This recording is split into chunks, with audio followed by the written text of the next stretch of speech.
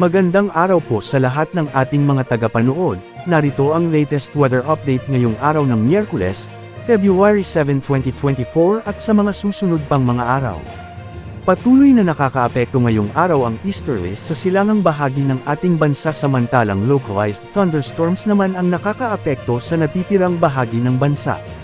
Makararanas ng maulap hanggang sa maulang panahon ang malaking bahagi ng Eastern Visayas at Eastern Mindanao dahil sa epekto ng easterlies. Sa mga lugar na ilang araw ng inuulan, pinag-iingat po natin sila sa banta ng pagbaha at pagguho ng lupa.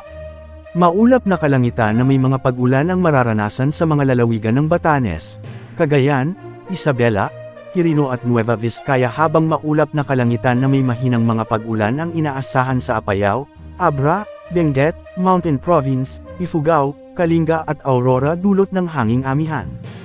Bahagyang maulap hanggang sa maulap na papawiran na may mga pulupulong mahinang pag-ulan sa Ilocos Norte, Ilocos Sur, La Union at Pangasinan dulot ng easterlies.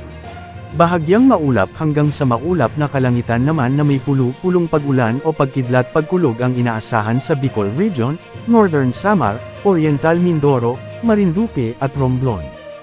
Ang buong Visayas, Palawan kasama ang Kalayaan Islands, at ang Occidental Mindoro ay magkakaroon ng bahagyang maulap hanggang sa maulap na papawiran na may pulupulong mga pag-ulan, o pagkidlat at pagkulog dulot ng localized thunderstorms. Ang Mindanao ay magiging bahagyang maulap hanggang sa maulap na may pulupulong mga pag-ulan o pagkidlat pagkulog dulot ng localized thunderstorms. Sa Metro Manila naman kasama at ang ilang parte ng Central Luzon maliban sa Aurora at Calabarzon ay makakaranas ng bahagyang maulap hanggang sa maulap na papawiran na may pulupulong mahinang pag-ulan. Ugaliing magdala ng panangga sa init at ulan dahil madalas ang mga localized thunderstorms sa hapon o gabi.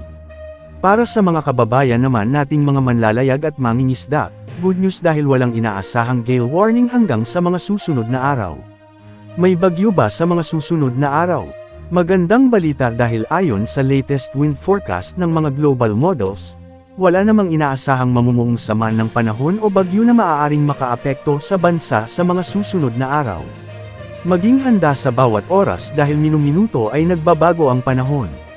Ito po ang weather update ng bayan, maaasahan anumang panahon.